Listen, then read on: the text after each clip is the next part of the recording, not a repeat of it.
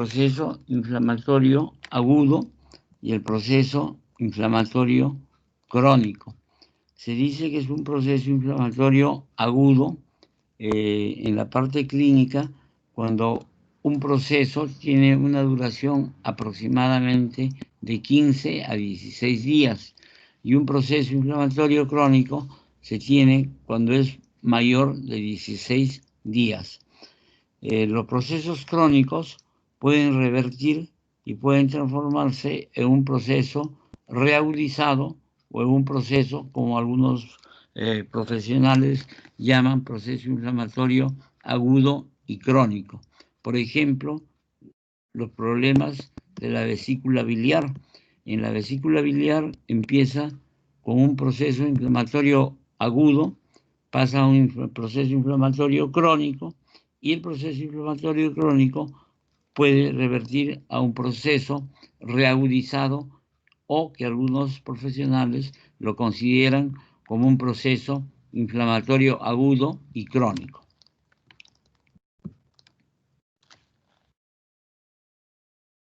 Lisette. Sí, doctor. No puedo pasar mi diapositiva, se han atracado, no sé qué ha pasado. A ver, haga doble clic en la pantalla, doctor.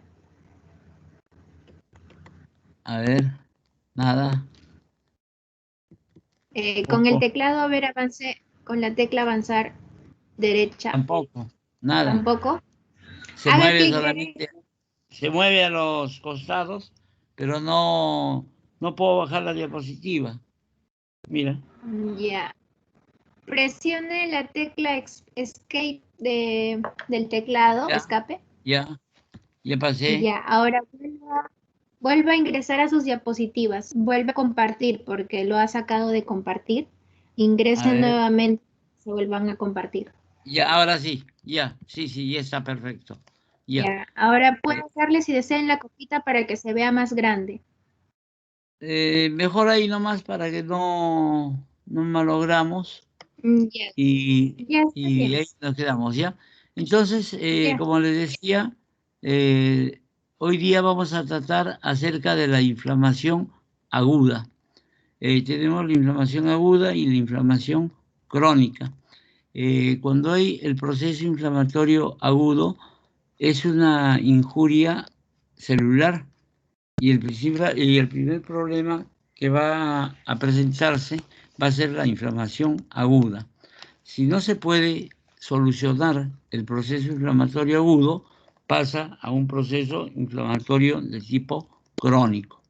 Y vamos a ver que en los procesos inflamatorios crónicos hay los procesos inflamatorios crónicos granulomatosos y los no granulomatosos. En la primera parte de la exposición vamos a tener que la inflamación aguda va a ser una respuesta inmediata, es una respuesta frente a una injuria celular. La injuria puede ser del tipo físico, del tipo químico, del tipo infeccioso, bacterias, virus, etcétera, cosas. Y vamos a ver que van a existir en un proceso inflamatorio de tipo agudo, va a haber una intervención de los anticuerpos y de los leucocitos, que son transportados normalmente en la sangre. Entonces tenemos que conocer también la dinámica vascular, o sea, la vasoconstricción y la vasodilatación. Cuando nosotros hablamos de vasodilatación o vasoconstricción, estamos observando la variación o la modificación del calibre de los vasos sanguíneos. En todo proceso inflamatorio agudo va a existir una vasoconstricción momentánea, una vasoconstricción muy violenta, muy rápida, para que lo que después va a venir una vasodilatación. Van a ver las alteraciones estructurales de la microvasculatura. Vamos a tener una activación del endotelio. Este epitelio, que es el endotelio, es un epitelio plano, va a ser muy importante su integridad. O sea que en pacientes que tienen enfermedades, por ejemplo, como una enfermedad metabólica que es la diabetes mellitus, va a haber alteraciones a nivel del endotelio. Entonces se supone que en estos pacientes los procesos inflamatorios van a estar alterados porque el endotelio se encuentra lesionado. Luego vamos a tener que existe la emigración de los leucocitos. Nosotros tenemos que tener la capacidad de poder determinar histológicamente, de determinar si un proceso inflamatorio es agudo o es de tipo crónico. Nosotros cuando hablamos del proceso inflamatorio agudo, vamos a ver que la estructura que vamos a tener que observar en una lámina histológica va a ser principalmente de las células de los granulocitos. O sea, van a ver los neutrófilos, los eosinófilos y los basófilos. Cuando se produce la inmigración de los leucocitos, va a ser principalmente porque los poros endoteliales se van a separar. Y al separarse los poros endoteliales, va a haber la migración de los elementos formes que están en el intravascular al extravascular.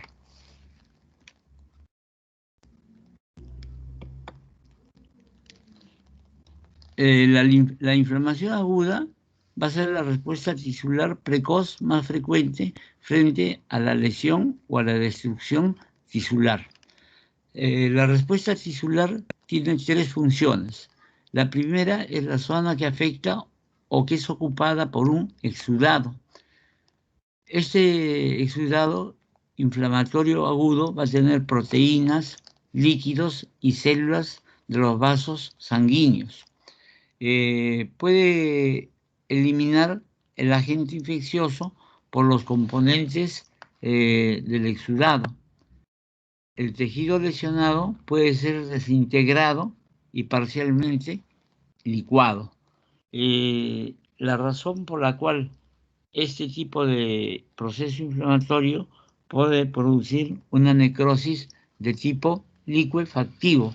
Por ejemplo, tenemos un proceso licuefactivo, un proceso apendicular, una apendicitis, y por eso el nombre, como es muy breve el proceso, se llama apendicitis aguda.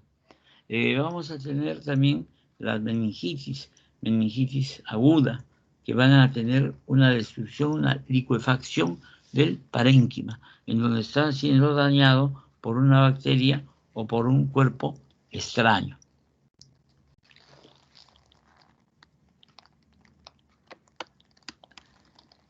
Cuando tenemos una lesión o una injuria, nosotros vamos a tener dos vías. Una vía va a ser la hendidura o células endoteliales, en donde se va a producir la salida del contenido intravascular al extravascular, y básicamente va a estar dado por una cantidad de hematíes. De acuerdo al daño que se produzca en el vaso sanguíneo, se producirá la salida de los hematíes. Va a haber salida de los neutrófilos. Va a haber un contacto de las células endoteliales y van a haber moléculas de adhesión. Esas moléculas de adhesión van a hacer que los elementos formes del intravascular se puedan adherir a la pared vascular para que cuando se produzca la dilatación de los poros endoteliales puedan salir del intravascular al extravascular. Va a haber lesión de la membrana plasmática y los receptores de las células endoteliales. Cuando se produce la dinamia vascular, el principal movimiento que se realiza cuando tenemos el problema de la injuria tisular va a ser una vasoconstricción. Dijimos que esa vasoconstricción era una vasoconstricción muy breve, muy rápida, para que luego exista una vasodilatación. Al haber una vasodilatación, va a haber un incremento del flujo sanguíneo en la zona lesionada. Esta vasodilatación dura unos segundos para que luego, juntamente con las hendiduras que se produzcan en los vasos, se produzca una filtración de las proteínas en el tejido. Todo esto va a hacer que se formen 4 puntos cardinales a nivel de la lesión que se tiene en el lugar de la injuria tisular. Los 4 efectos cardinales vamos a tener primeramente que va a ser, han sido descubiertos casi hace 2000 años por Celso, y esto va a ser primeramente el rubor o el enrojecimiento, el calor, el dolor y sobre todo el tumor o la hinchazón. En algunos casos se agrega que por causa de este tumor o esta hinchazón y por causa del dolor va a haber la imposibilidad funcional del órgano. Por ejemplo, si nosotros sufrimos la fractura de un hueso del miembro inferior, puede ser de la tibia, entonces el contenido que tiene va a ser una tumefacción. Aparte de la tumefacción va a haber dolor, y esto va a ser la imposibilidad, por ejemplo, de la deambulación. Nosotros vamos a ver que la presión sobre las terminaciones nerviosas por la hinchazón y los factores quimiotácticos que son liberados va a producir un acúmulo de un exudado. Vamos a ver que es importante el componente de la impotencia funcional. Puede ser parcial o puede ser completa.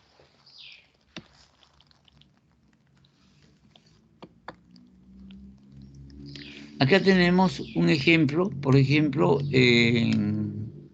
aparentemente este es un rosal en donde una de las espinas se ha clavado en el pulpejo del dedo.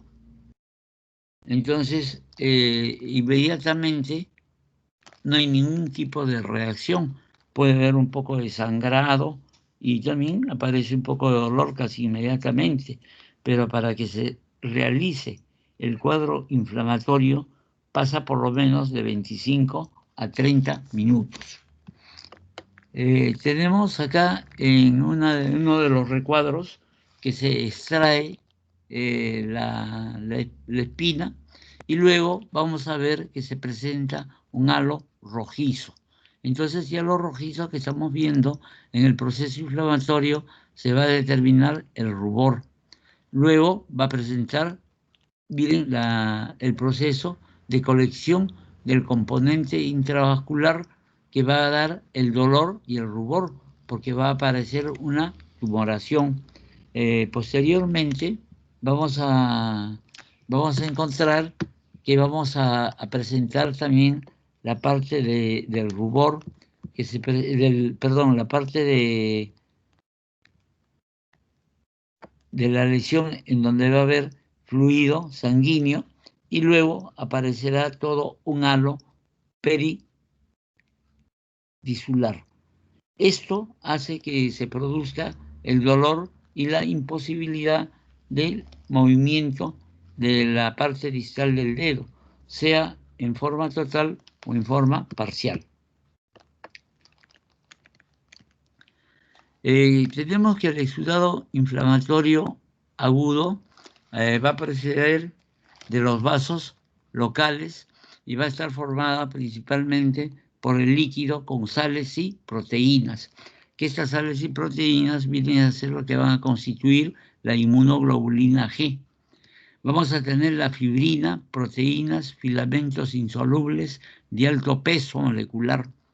Vamos a ver que los neutrófilos y los polimorfos nucleares van a ser los principales constituyentes de lo que se va a observar en un preparado histológico. Si nosotros en un preparado histológico encontramos los polimorfos nucleares, diremos que es una inflamación de tipo aguda. Si nosotros encontramos a las células que van a ser los agranulocitos, o sea, principalmente los linfocitos y los basófilos, diremos que es un proceso inflamatorio crónico. Estos elementos nosotros los vamos a encontrar ya en el extravascular, o sea, en el tejido conjuntivo, en el lugar en donde se ha producido la lesión o la injuria tisular. Cuando hablamos de los macrófagos van a tener su origen en los monocitos.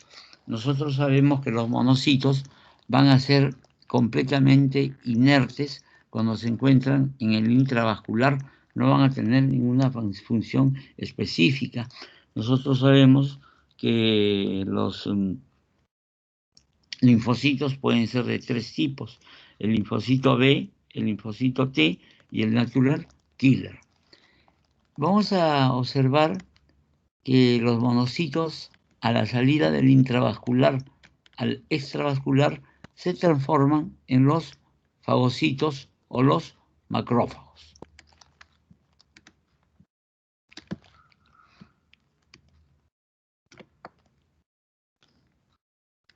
Las fases de la inflamación aguda, vamos a tener que los vasos sanguíneos adyacentes al área de la injuria, el primer cambio dinámico que va a tener va a ser la vasodilatación. Esta vasodilatación es muy rápida, es muy veloz, para que luego pase a lo que sea una vasoconstricción. Esa vasoconstricción va a hacer que el flujo sanguíneo sea lento. La vasodilatación es para tener el material adecuado para que se pueda producir toda la reacción tisular en el intravascular. Y los cambios que se tienen en el intravascular principalmente va a ser que normalmente los elementos formes de la sangre van a circular por la parte central del vaso. El flujo sanguíneo es laminar. Cuando sucede estos cambios va a haber una turbulencia, y la turbulencia va a hacer que los elementos formes de la sangre que están a nivel central vayan hacia la parte periférica, o sea, se vayan a adherir a la pared del vaso sanguíneo. Y sabemos que el vaso sanguíneo va a tener un epitelio que va a ser el endotelio. Una vez que llegan los elementos formes de la sangre, van a estar circulando casi por la misma pared de los vasos sanguíneos. Estos van a tener unos cambios que va a ser la adhesión y el rodamiento de estos elementos sobre el epitelio del vaso sanguíneo, o sea, sobre la parte del endotelio.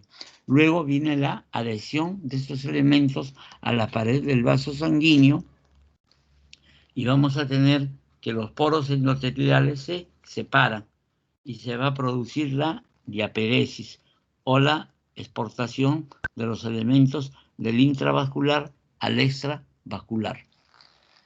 Los vasos sanguíneos van a perder líquido, va a perder agua, sales y algunas proteínas, que esto va a ser un exudado de tipo fibrinógeno. Luego los polimorfos nucleares se adhieren a las células endoteliales, que va a ser la marginación, y luego van a emigrar, o sea, se separan los poros endoteliales, van a emigrar a la parte del extravascular.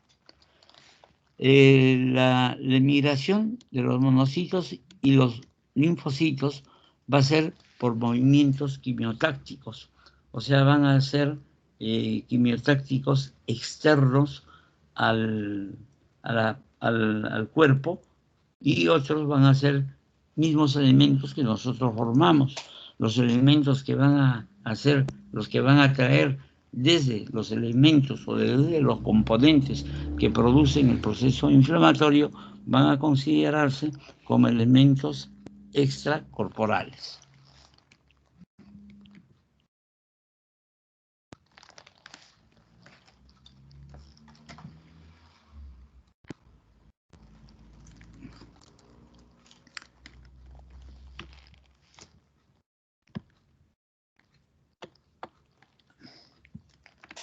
Cuando tenemos el exudado, hay que hacer la diferencia de lo que es el transudado. Cuando hablamos del exudado, es un líquido extravascular. Cuando hablamos de transudado, va a tener disminución de proteínas, o sea, las albúminas. y vamos a tener que aproximadamente la densidad va a ser de 1012 en el transudado, y cuando hablamos del exudado va a tener abundante cantidad de restos celulares, aproximadamente es de 1020. Vamos a ver que esto va a haber una alteración de la permeabilidad y va a existir un edema. Nosotros sabemos que el edema es la salida del líquido intravascular hacia el extravascular. Todo esto hace que se produzca una tumefacción a nivel de la zona lesionada y que va a producir una tumoración. Cuando tenemos un exceso de fluido, vamos a tener que el tejido intersticial va a estar también a nivel de las cavidades. Así, cuando tenemos un líquido intersticial a nivel de la cavidad abdominal, se va a llamar ascitis. A nivel de la cavidad torácica va a ser el líquido pleural. A nivel de la cavidad cardíaca vamos a tener el líquido cardíaco. Y nosotros sabemos que también de la misma manera, a nivel del cerebro, vamos a tener lo que es el líquido cefalorraquídeo.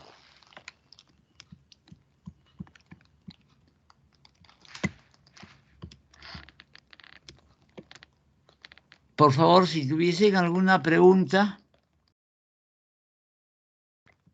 ¿Alguna pregunta?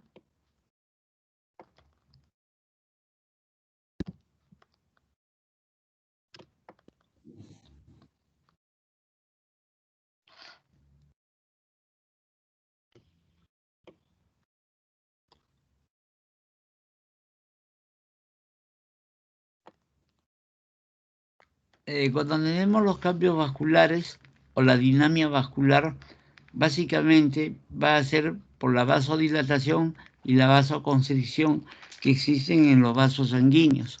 Entonces vamos a tener que esos cambios vasculares, vamos a tener en el calibre de los vasos, que van a ser dos, la vasoconstricción y la vasodilatación.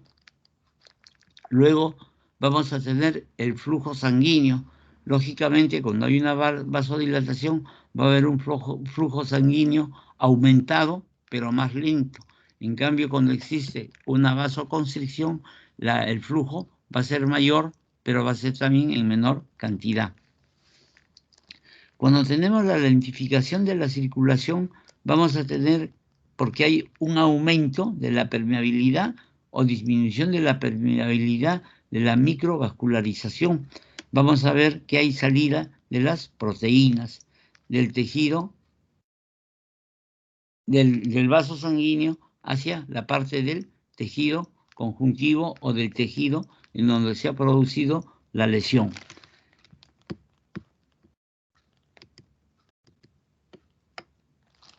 Cuando nosotros tenemos el líquido en un espacio intravascular, vamos a tener que la concentración de los hematíes de los vasos de pequeño calibre, va a haber un aumento de la viscosidad sanguínea, va a existir una éxtasis vascular, y la éxtasis va a ser lo que va a dar la marginación leucocitaria, la orientación periférica del endotelio y de los neutrófilos. Cuando yo hablo de la marginación, es porque los leucocitos van a irse de la parte central a la parte periférica del vaso sanguíneo, y la orientación periférica se va a adherir también a la parte endotelial, y luego va a haber la apertura de los poros endoteliales para la emigración de los elementos del intravascular al extravascular. Aproximadamente esto dura de 15 a 30 minutos. Esa es la razón muy importante, por ejemplo, cuando un paciente le da un infarto de miocardio y el paciente muere inmediatamente. Los cambios tisulares son mínimos. Quizás solamente podríamos encontrar un área hemorrágica si el paciente ha muerto inmediatamente, y lógicamente para poder hacer el diagnóstico post-mortem se tendría que hacer una necropsia para poder examinar las arterias coronarias para ver si tenemos un trombo. Entonces, si tenemos un trombo a este nivel, lógicamente que presumimos que lo que ese paciente ha tenido es un infarto del miocardio. Hay una patología que hay que distinguir de la trombosis de la arteria coronaria, que va a ser los trombos lardáceos. Estos trombos lardáceos son trombos post-mortem, que para poder diferenciarlos se echa agua con un depósito abriendo la arteria coronaria, y si el trombo se desprende va a ser un coágulo lardáceo. Si no se desprende, diremos que es un trombo.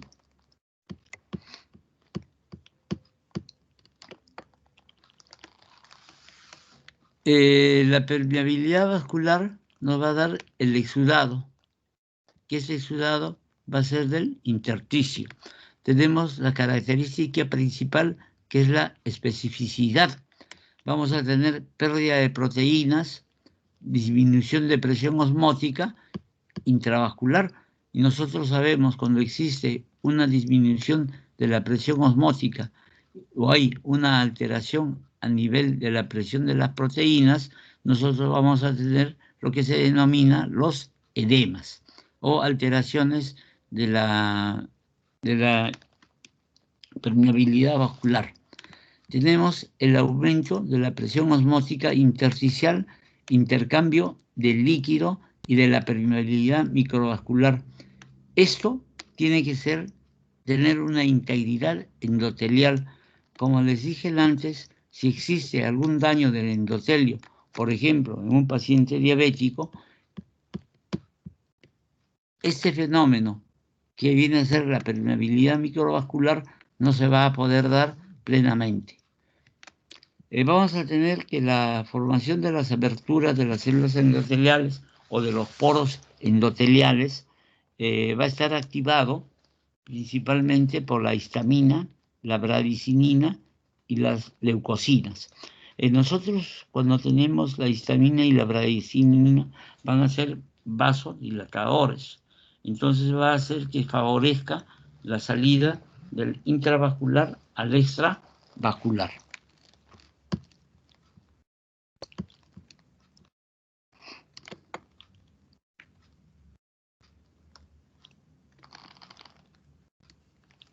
Vamos a tener que hay una reorganización del citoesqueleto o la retracción endotelial.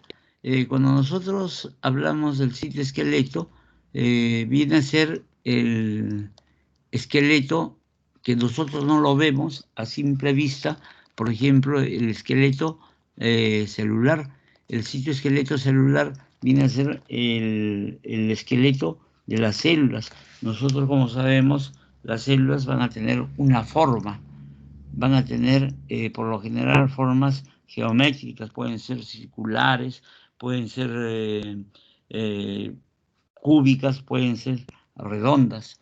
Entonces vamos a tener el citoesqueleto, que es invisible porque es incoloro, va a estar dado por los filamentos, los microfilamentos, vamos a tener por la actina y la miosina. Entonces son elementos que nosotros no los podemos ver, pero sí nos podemos dar cuenta porque las células van a tener una posición bastante estable. Y lógicamente que con los puentes intracelulares o los desmosomas, la unión que existe en la lámina basal hace que las células estén en una posición bastante fija, una posición bastante erguida. Cuando tenemos la extravasación cuando tenemos las lesiones endoteliales que van a actuar en forma directa, van a producir las necrosis. Y ustedes ya han visto en clases anteriores que existen varios tipos de necrosis, ¿no? La necrosis licuefactiva, la necrosis coagulativa. Necrosis licuefactiva es aquella que es producida por un material purulento, ejemplo, la apendicitis, la neumonía, la meningitis. Tenemos también la transmigración. La transmigración es la salida del elemento del intravascular al extravascular. Por favor, no hay que confundir transmigración con migración. La migración es de la parte central del vaso sanguíneo hacia la parte de la pared del vaso sanguíneo. Y cuando sale del intravascular al extravascular, se le va a denominar la transmigración. Nosotros vamos a ver que la extravasación de los leucocitos se va a denominar la diaperesis, o sea, la salida del intravascular al extravascular por los poros endoteliales. La luz vascular, que tenemos la marginación, el rodamiento, la lesión, la transmigración y la separación del endotelio, o sea, la salida que se denomina diaperesis. La migración va a estar en el tejido intersticial y básicamente esta migración va a estar dada por los fenómenos quimiotácticos, que pueden ser fenómenos quimiotácticos del agente injuriante o de nuestro mismo organismo.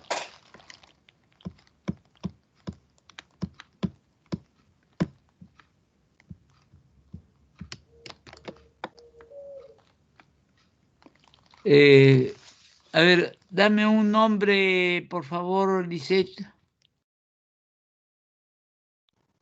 Ya, Lisette. voy a ir de A ver, empieza del participantes final. A ver. del final. Ya.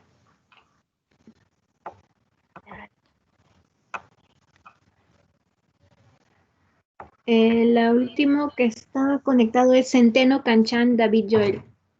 Y a ver, Centeno. Centeno.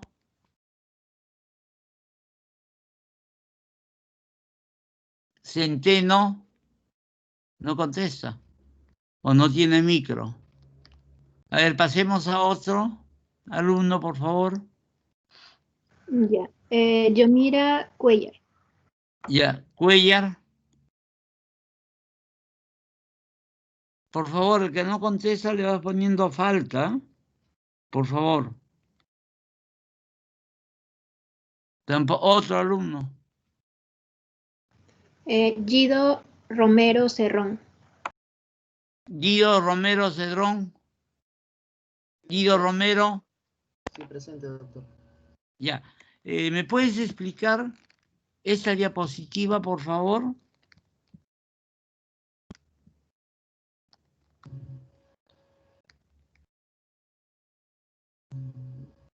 A ver, explícanos qué es lo que nos están dando a entender con esta diapositiva.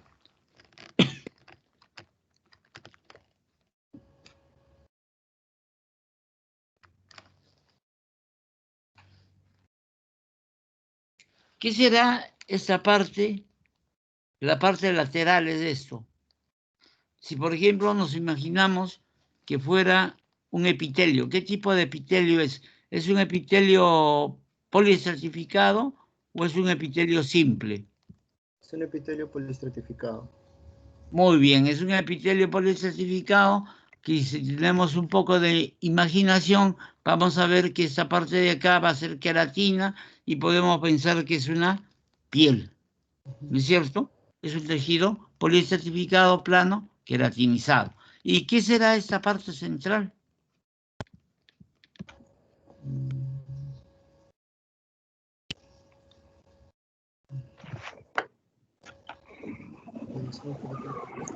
¿Coagulación? ¿Una qué? Ahí hay Perdón. compañeros que desean participar. ¿Vas a participar? Porque también Pimentel está participando. No sé si desean participar, chicos, activen su micro nada más. Ya, a ver. ¿Una coagulación? Ya, Pimentel, ¿qué cosa es esto? Doctor, me parece que es un coágulo que está cubriendo una laceración de dermis. Laceración. ¿Tú sabes lo que es laceración? Es un corte, herida, magulladura. No. Mira, acá yo veo que esta es una solución de continuidad profunda. Mira, pasa la parte del epitelio, pasa lo que viene a ser la lámina basal y se encuentra ya casi a nivel de la dermis. Cuando uno habla de laceración, va a ser de la parte superficial. Es, por ejemplo, cuando te caes y te produces un raspón en donde solamente se sale la parte superficial. No llega a pasar la parte del la membrana basal. Acá no, yo veo como si fuese una solución de continuidad profunda, mira, que va a llegar casi a la parte de la dermis, ¿no es cierto? Pero sí es lógico, como usted ha dicho, que en esta zona lo que vamos a encontrar y es la formación como de un coágulo sanguíneo, ¿no es cierto? ¿Y cómo se forma este coágulo sanguíneo? Primeramente porque ha habido un área de hemorragia y vamos a ver que se forma lo que se llama acá una pequeña formación costrosa. Por eso es que se dice cuando uno tiene una costra reciente que no se la saque la costra porque si no va a volver a sangrar. Entonces acá nosotros tenemos una solución de continuidad que llega aproximadamente a la dermis y vamos a ver que va a tener un proceso de coagulación. Nosotros tenemos que saber para que este tipo de lesiones se puedan tener una reparación. Las reparaciones pueden ser de un tipo de cicatriz o puede ser de regeneración. Será una cicatriz cuando se forma un tejido fibroso y será una regeneración cuando va a tener las mismas características de este epitelio en la zona de la solución de continuidad. Tendrá el mismo tipo de epitelio y va a tener básicamente la funcionabilidad restablecida. En pocas palabras, se dice que nuevamente va a aparecer un tejido de las mismas características que sufrió la lesión, ¿no? Muy bien, muchas gracias. A ver, pasamos a... si nosotros notamos, por ejemplo, en esta primera diapositiva, tenemos que darnos cuenta que esas formaciones de acá, ¿qué serán? A ver, un nombre, por favor, Lisette. Chicos, ¿alguien desea participar? O si no, tú, Lisette, a ver. A ver, Lisette, ¿qué son estas Yo formaciones? veo ¿Ah? vasos sanguíneos. Los vasos sanguíneos, ¿no es cierto? Y vamos a ver que acá, cerca de la lesión, algunos vasos sanguíneos ya tienen una vasodilatación, ¿no es cierto? Sí. Luego, en la siguiente, en esta diapositiva, miren, acá los vasos sanguíneos son un poco más delgados. En esta otra diapositiva, los vasos sanguíneos van a ser un poco más gruesos y aparentemente parece que hubiese mayor cantidad de vasos sanguíneos.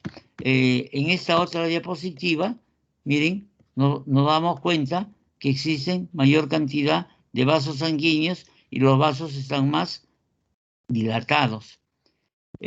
Estos son fenómenos que se van a presentar como neogénesis. La neogénesis o la neovascularización es la presencia de nuevos vasos sanguíneos.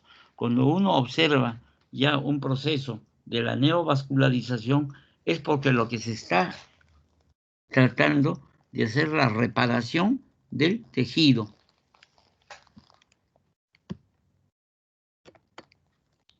Miren cómo aumenta el volumen de todos estos vasos sanguíneos. Entonces nos indican que está aumentando por la vasodilatación el contenido de sangre en cada uno de estos vasos sanguíneos para que vaya a reparar la parte que está lesionada. Estas lesiones que nosotros estamos observando son primeramente procesos que van a ser agudos. Pero si el proceso dura más de 15, 16 días, de un proceso agudo pasa a un proceso crónico. Básicamente, la falta de consolidación de estas lesiones o de estas heridas va a estar dado básicamente por el endotelio. El endotelio es fundamental para que se consoliden estas lesiones, estas soluciones de continuidad. Por eso es que los pacientes que son diabéticos, tienen lesión a nivel endotelial. No solamente se lesiona el endotelio de los vasos retinianos ni de los vasos del riñón, sino también de los vasos de todo el cuerpo. Entonces hay lesiones de tipo endotelial que van a hacer que estas heridas que se producen o las soluciones de continuidad se conviertan de una lesión que va a ser aguda a una lesión crónica. Estas lesiones se pueden producir por lesiones traumáticas, por cortes, etcétera, cosas. Entonces se convierten en unas úlceras, se convierten en unas lesiones de tipo diabéticas. Y mientras nosotros no corrijamos los problemas de tipo endotelial, vamos a tener el problema de la presencia de la úlcera. Las úlceras diabéticas duran mucho tiempo, pueden durar 3, 4 meses y muchas veces se tienen que hacer cirugías para poder remover todo el tejido necrosado, porque se va a producir necrosis, se va a producir un tejido blanquecino, necrótico. Y también en la actualidad lo que se está usando bastante es la ozonoterapia. Y con la ozonoterapia se ve que estas heridas van a mejorar bastante, sobre todo en los pacientes diabéticos. Gracias.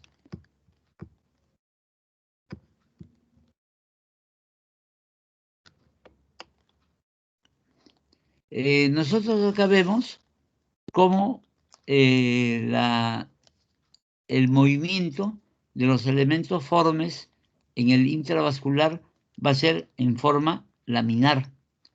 Cuando existe algún problema en la parte de la luz del vaso, puede ser, por ejemplo, un coágulo, en la pared del vaso puede ser la lesión endotelial, puede ser un aneurisma, cualquier alteración que hay.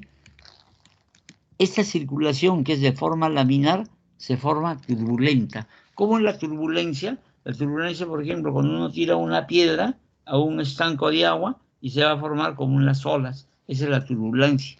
Entonces esa turbulencia hace que los elementos formes de la sangre ya no circulen por la parte central del vaso sanguíneo, sino se vayan hacia la parte periférica. Miren acá cómo la circulación básicamente es en la parte central. Luego los hematíes y todos los elementos formes se van a adherir a la pared del vaso sanguíneo, o sea, a la parte del endotelio. A eso se denomina la marginación, luego la adhesión y luego la rotación para que puedan entrar por estos espacios que son los poros endoteliales, para que vayan del intravascular hacia la parte del extravascular. Miren cómo acá están los elementos formes. Estos son los posiblemente los neutrófilos, etcétera, y cosas. Y miren cómo va adheriéndose hacia la pared del vaso sanguíneo.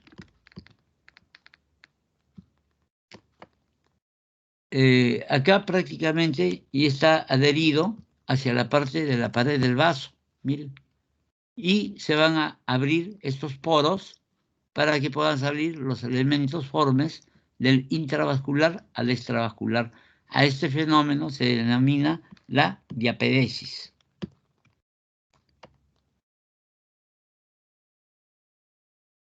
En este momento se está produciendo la apertura del poro endotelial y se va a producir la salida del elemento forme. Miren, acá.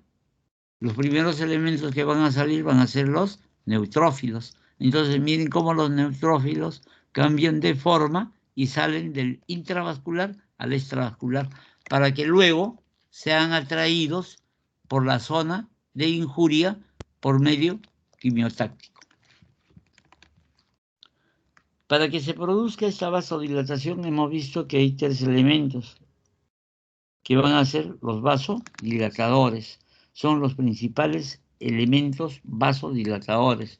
Acuérdense, la histamina, la vasopresina, que hace que estos poros endoteliales se abran. También la interleucina.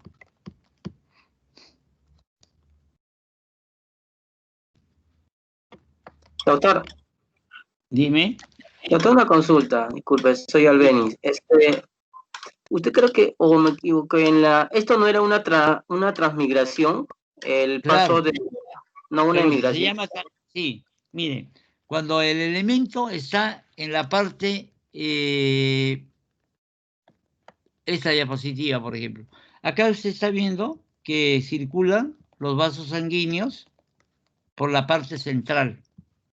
Cuando se produce un proceso inflamatorio, por ejemplo, en esta zona, entonces los elementos que están en la parte central van a tratar de migrar hacia la parte de la pared, migración.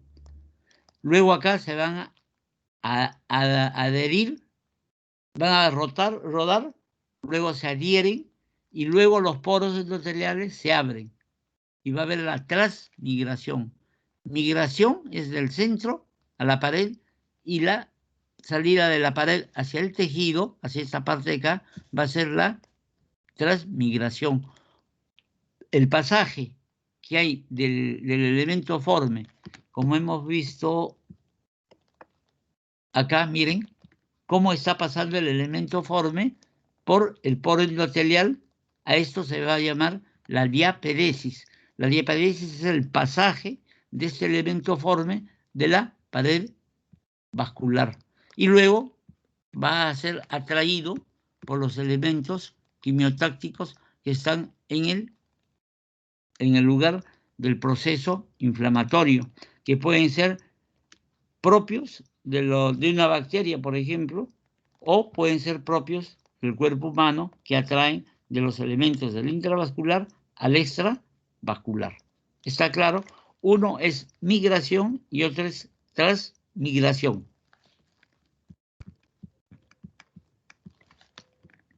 Doctor, una consulta. Entonces, Dime. diapedesis sería un tipo de transmigración. Claro, sí. La diapedesis es el pasaje, solamente ese pasaje. Pero esos elementos también, de lo que es en el tejido conjuntivo, hasta que lleguen al proceso inflamatorio, va a ser la transmigración. O sea, es la migración hasta acá, luego tenemos la transmigración y tenemos la diapedesis. Son 3 fenómenos que van a hacer que primeramente los elementos formes de la parte central vayan a la pared del vaso. De la pared del vaso atraviesen la pared del vaso, que es la diapedesis, y luego viene la transmigración. ¿De acuerdo? Gracias. Ya, perfecto.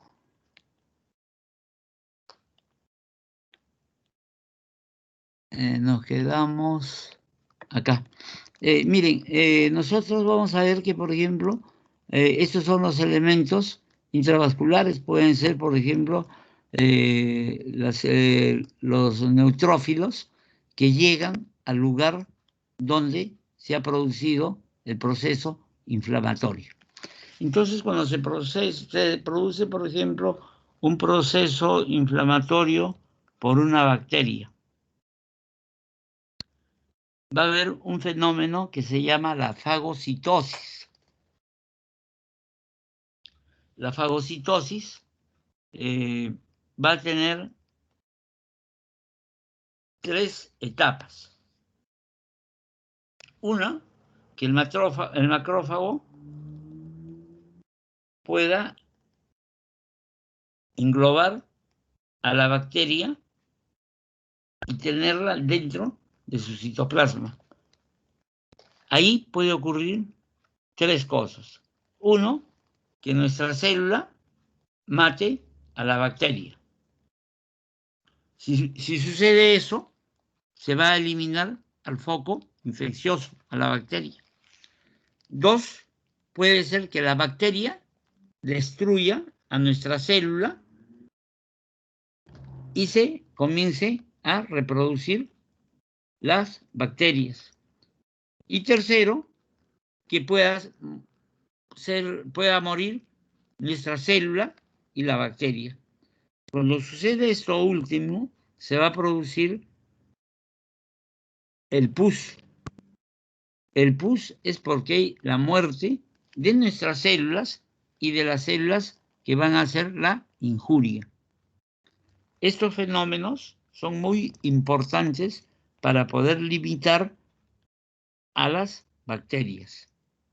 Si nosotros tenemos un sistema inmune deficiente, no vamos a poder realizar una fagocitosis exitosa. Vamos a tener que siempre vamos a ser presas de las bacterias. Entonces las bacterias se van a reproducir mucho más rápido.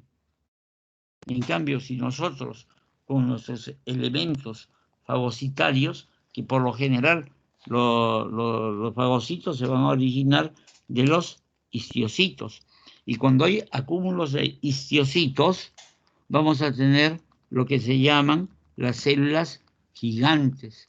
Por eso, si pasa el proceso inflamatorio agudo, va a haber un proceso inflamatorio crónico granulomatoso, cuando hay presencia de los granulomas. Pero si, por ejemplo, la persona que tiene tuberculosis a la vez tiene un problema de SIDA, o sea, es inmunodeprimido, no se va a poder llevar a cabo la formación del granuloma. Y cuando no hay la formación del granuloma, va a ser porque va a haber una deficiencia de lo que son los linfocitos CD4 y CD8. Se dice que cuando hay una disminución menor del linfocito de CD4 de 200, vamos a hacer que esos pacientes van a ser tuberculosis drogo-resistentes, porque no va a haber el granuloma, no va a haber las células gigantes, entonces no va a haber una reacción adecuada de nuestro organismo al tratamiento. Entonces se llaman pacientes drogo-resistentes.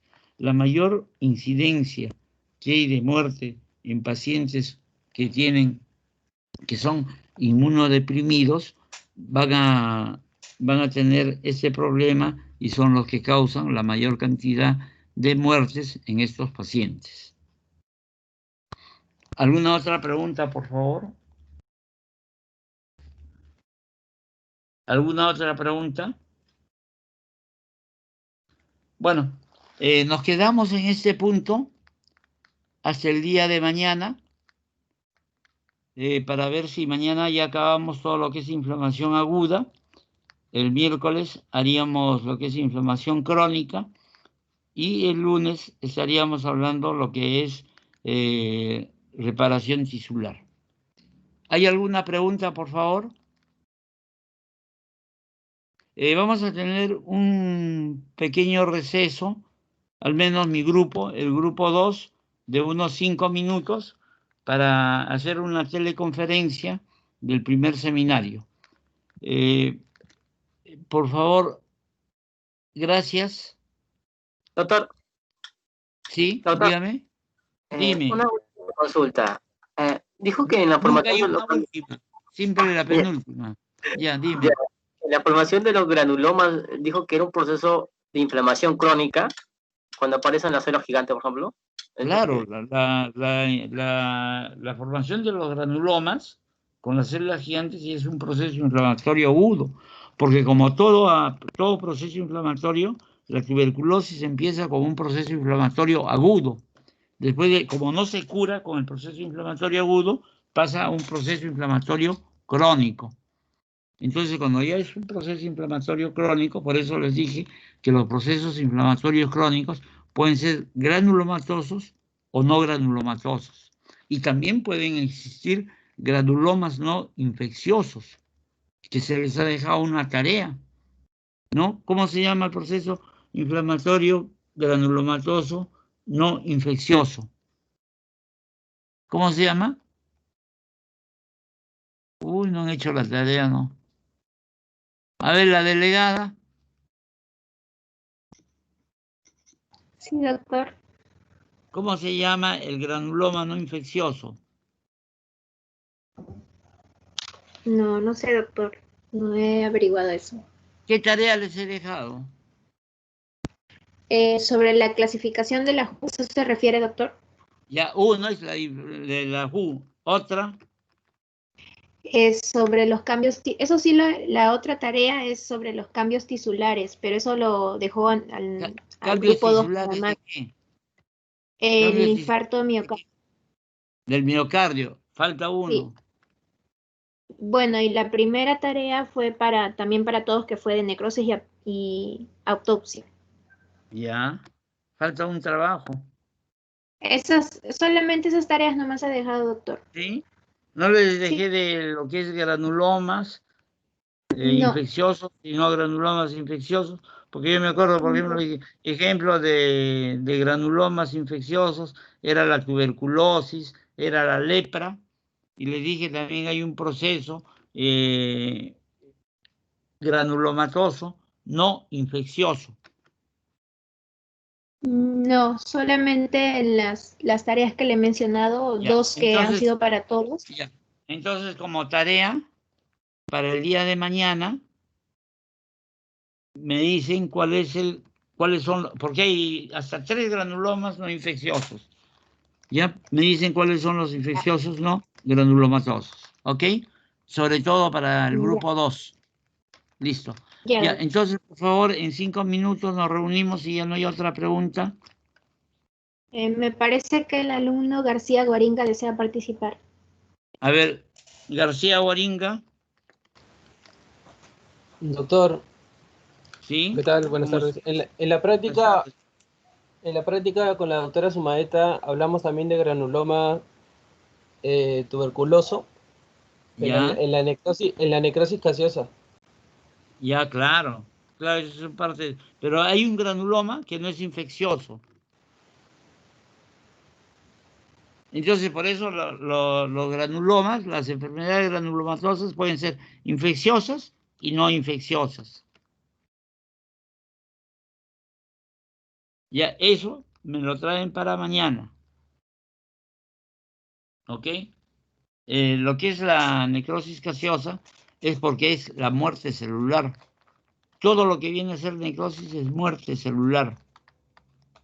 Y esa es la necrosis que produce la tuberculosis, es una necrosis gaseosa, porque la necrosis es similar al calcio.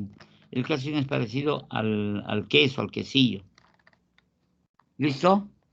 Y tiene sus células gigantes, que son células de Langerhans. Yo me acuerdo todavía, se llama Langerhans, no se llama Langerhans. Langerhans. Bueno, listo. Entonces, pasamos. Doctor, disculpe, entonces la tarea la vamos a subir a la plataforma, al equipo de patología general como tarea, o usted va a abrir un archivo para que todos podamos agregarlo como tarea. Para nuestro grupo. Ah, Porque solamente supongo para el también, grupo. sí, porque supongo que los otros doctores también les están dejando tareas. No, porque si no vamos a recargarles mucho. ¿Ya? Perfecto. Ya. Entonces, 5 minutos, por favor. Doctor Torres. Doctor Torres. Doctor Ever Torres. Doctora Rina. Doctor Vázquez. Nadie me contesta. Bueno.